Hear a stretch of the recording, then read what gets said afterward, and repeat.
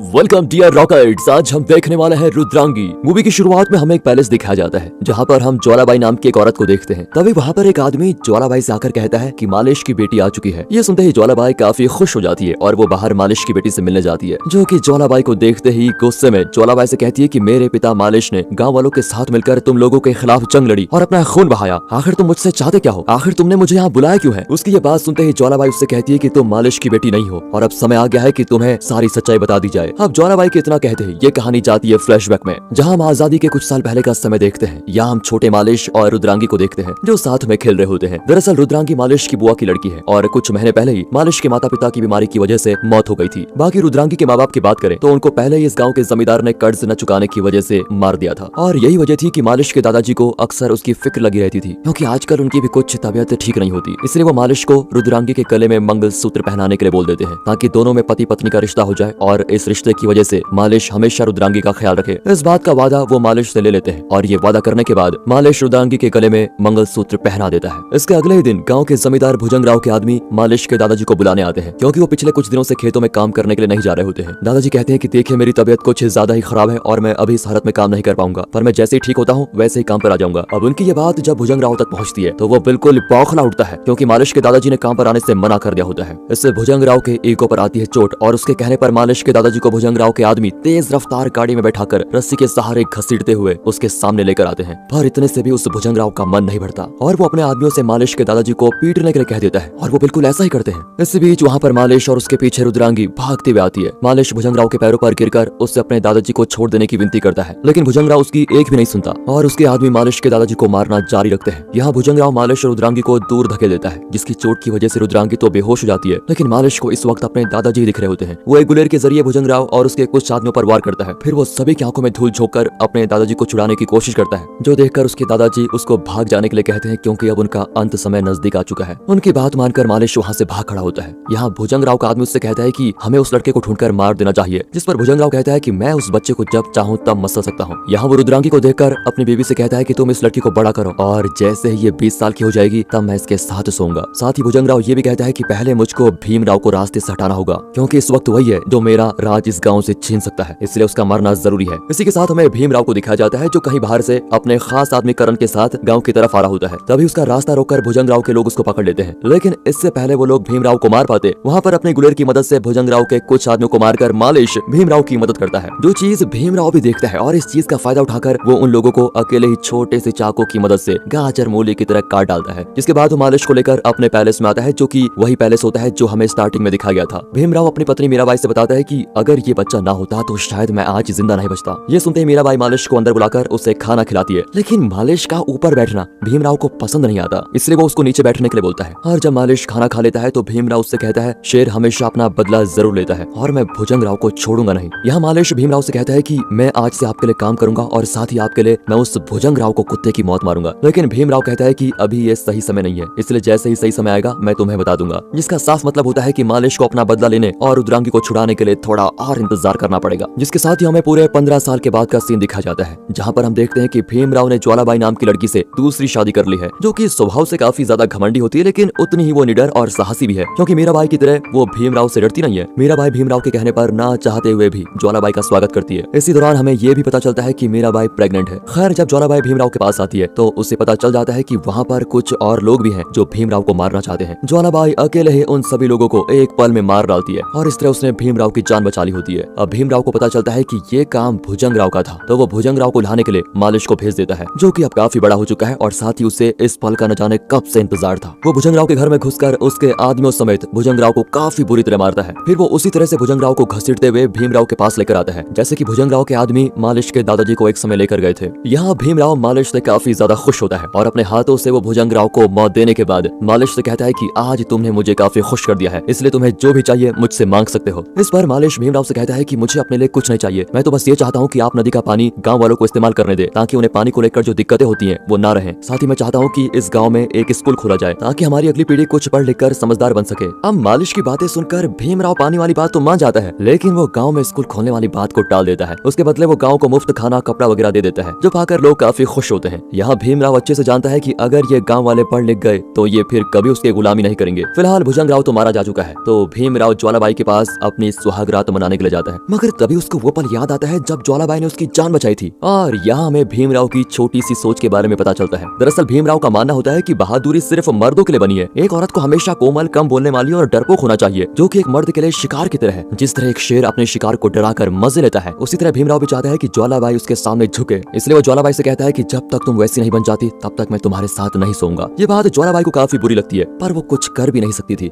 इधर भीमराव मीराबाई को लेकर अपने कमरे में चला जाता है। दूसरी तरफ गांव वाले नाच गा रहे होते हैं, जिनके बीच ज्वालाबाई की नजर मालिश पर पड़ती है और वो फैसला करती है कि वो मालिश को किसी भी तरह हासिल करके रहेगी। अगली सुबह जब भीमराव शिकार करने के लिए जंगल में जाता है, तो उस दौरान ज्वालाबाई मालिश से मिलने के लिए जाती है, जहाँ वो मालिश को लड़ने की प्रैक्टिस करता हुआ देख उससे लड़ने के लिए जाती है और बातों ही बातों में उसे अपने बेडरूम में आने का इशारा करती है। मगर मालिश तो उस पर ज्यादा ध्यान देता ही नहीं, लेकिन यहाँ ज्वालाबाई का इंटेंशन बिल्कुल साफ होता है। दूसरी ओर जंगल में शिकार करने के दौरान भीमराव की नजर एक साधारण सी गाँव की लड़की पर पड़ती है, जिसको देखते ही वो पागल हो जाता है और उसे अपनी गाड़ी में बैठाकर घर लाने लगता है। लेकिन वो लड़की बीच रास्ते में भीमराव को चकमा देकर भाग जाती है, पर भीमराव पर तो उसका फितूर पूरी तरह हावी हो चुका होता है। वो अब सोते जागते सुबह शाम उसी के ख्यालों में खोया होता है। उसे किसी भी तरह वो लड़की चाहिए, इसलिए अगले ही दिन वो दोबारा से जंगल में उसे ढूंढने के लिए जाता है, जो कि इस बार उसको कहीं नहीं मिलती। इसी बीच हम ज्वालाबाई को देखते हैं, जो अपनी दासियों से मालिश को उसके कमरे में भेजने के लिए बोलती है, लेकिन मालिश बिल्कुल आने से मना कर देता है। जो बात जब ज्वालाबाई को पता चलती है, तो वो एकदम से बौखला जाती है और एक बंदूक लेकर सीधे मालिश के सीने पर लगा देती है। मालिश उससे कहता है कि देखिए ये गलत है, मालिक को धोखा मैं दे नहीं सकता। मगर ज्वालाबाई उसे बंदूक की नोक पर अपने कमरे में लेके आती है, जहाँ मालिश ज्वालाबाई से कहता है कि मैं किसी और लड़की से प्यार करता हूँ, इसलिए मैं ना तो उसे धोखा दे सकता हूँ और ना ही मालिक को। ज्वालाबाई उससे कहती है कि अगर तुम मेरी बात मान लेते हो तो मैं तुम्हें इस पैलेस का राजा बना दूंगी, तुम्हारे लिए मैं उस भीमराव को जान से मार दूंगी और फिर तुम उसकी जगह ले लेना। अब ज्वालाबाई की बात सुनने के बाद भी मालिश उसकी बात नहीं मानता और वहाँ से चला जाता है। फिलहाल जब भीमराव घर आता है, तो वो मालिश से उस लड़की को ढूंढ कर लाने के लिए कहता है, जिसे मालिश कुछ ही देर बाद लेकर भीमराव के सामने पेश हो जाता है। लेकिन वो भीमराव के पैरों पर गिर जाता है, क्योंकि ये लड़की कोई और नहीं बल्कि मालिश की बीबी रुद्रांगी है, जिसे मालिश ने उसी वक्त भुजंगराव की कैद से आजाद करवा लिया था जब वो भीमराव के कहने पर उसे मारने गया था। यहाँ मालिश भीमराव को सारी बात बताता है कि उसने बचपन में ही भीमराव को क्यों बचाया था, क्योंकि वो किसी भी कीमत पर भुजंगराव से अपना बदला लेना चाहता था। साथ ही वो ये भी कहता है कि मैंने बचपन में ही अपने दादाजी को वचन दिया था कि मैं रुद्रांगी पे आंच नहीं आने दूंगा, मैं उसके लिए मर भी सकता हूँ और मार भी सकता हूँ, बाकी अगर आप मेरी जान लेना चाहते हो तो मैं हंसते हंसते आपके लिए मर जाऊंगा। मालिश की ये बातें सुनकर भीमराव एकदम से बौखला जाता है, जो सब कुछ मीराबाई और ज्वालाबाई देख रही होती है। पर भीमराव मालिश को कुछ नहीं करता, बल्कि उल्टा वो मालिश को 1 एकड़ जमीन दे देता है और मीराबाई से कहता है कि तुम मालिश और रुद्रांगी की शादी धूमधाम से करवाओ, क्योंकि इनकी शादी बचपन में ही हो गई थी। अब भीमराव का यह फैसला सुनकर मीराबाई तो बहुत खुश होती है, लेकिन ज्वालाबाई इससे कुछ खास खुश नहीं होती। बाकी भीमराव के दिमाग में कुछ और ही खिचड़ी पक रही होती है, क्योंकि वो इतनी आसानी से रुद्रांगी को तो छोड़ने वाला है नहीं। इसी बीच रुद्रांगी ज्वालाबाई से आशीर्वाद लेने आती है, जिसे मालिश ने भेजा होता है। वो ज्वालाबाई से बताती है कि मालिश हमेशा आपकी तारीफ करता रहता है। वो बोलता है कि आप ऊपर से तो एकदम कठोर हैं, लेकिन अंदर से बहुत ही भावुक और नरम दिल। यहाँ ज्वालाबाई थोड़ा पिघल जाती है, लेकिन अगले ही पल वो रुद्रांगी पे भड़क जाती है। फिलहाल इन सब के बीच सारी रस्में वगैरह पूरी होती हैं और मौका देकर भीमराव मालिश के सामने अपना असली इरादा प्रकट करता है। वो उससे कहता है कि तुम बस एक रात के लिए रुद्रांगी को मेरे पास भेज दो, उसी के लिए तो मैंने तुम्हें जमीन दी है। यहाँ भीमराव की बात सुनकर मालिश को बहुत गुस्सा आता है और वो भीमराव से कहता है कि अगर किसने रुद्रांगी पर बुरी नजर डाली तो वो आज जिंदा नहीं बचेगा।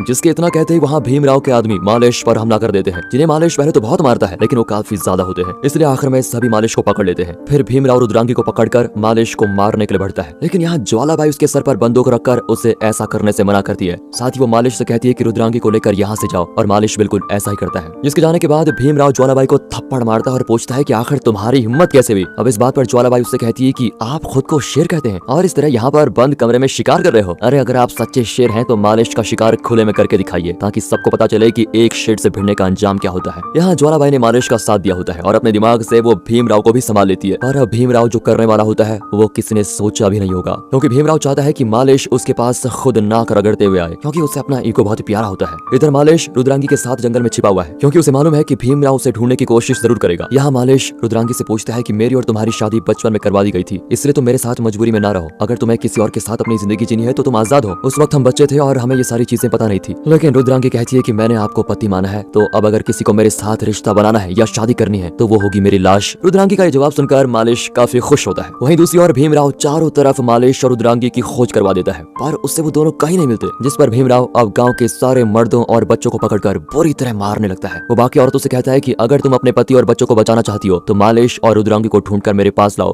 उसकी ये बात सुनकर सभी औरतें मालिश और रुद्रांगी के पास चली जाती हैं, पर वो दोनों को कुछ नहीं कहती, बल्कि बताती है कि कैसे भीमराव ने गांव की औरतों को इस्तेमाल किया है, इसलिए हम नहीं चाहते कि तुम झुको। वो कहती है कि भले ही वो भीमराव हम सभी को मार दे, लेकिन इस बार हम उसके सामने नहीं झुकेंगे। ये बात सभी औरतें भीमराव से भी कह देती है, जिस पर भीमराव अगले ही दिन करण के साथ अपने आदमियों को भेजकर गाँव की सभी औरतों के कपड़े खुले आम उतरवाने लगता है। जिस चीज का पता जब मालेश और रुद्रांगी को चलता है तो वो भीमराव का सामना करने का फैसला करते हैं। अब जब भीमराव के आदमी ये सब कर रहे होते हैं तभी मालेश वहाँ आकर उन सभी को काफी बुरी तरह मारता है। साथ ही वो करण से कहता है कि जाकर भीमराव से बोल दो कि ये गांव उसके बाप की जागीर नहीं और ना ही हम उसके गुलाम हैं, उसे जो बन पड़ता है कर ले। ये बात जब करण भीमराव से आकर कहता है तो वो गांव वालों को नदी का पानी भरने से रोक देता है। उसने वहाँ पर अपने आदमी तैनात किए होते हैं ताकि कोई भी गाँव वाला उससे पानी न भर पाए। हालांकि इससे गाँव वाले टूटते नहीं, भले ही उनके बच्चे और बाकी लोग प्यास से मर रहे होते हैं। इस तरह कुछ और दिन बीतते हैं और हालत बद से बदतर हो जाते हैं। जो सब कुछ रुद्रांगी से देखा नहीं जाता और वो फैसला करती है कि मैं भीमराव से मिलने जाऊंगी, क्योंकि गांव वाले और मासूम बच्चों की जान बचाने के लिए वो कुछ भी कर सकती है। यहाँ ना चाहते हुए भी मालेश रुद्रांगी का ही पक्ष लेता है, क्योंकि वो समझ चुका है कि भीमराव से जीतना इतना आसान नहीं।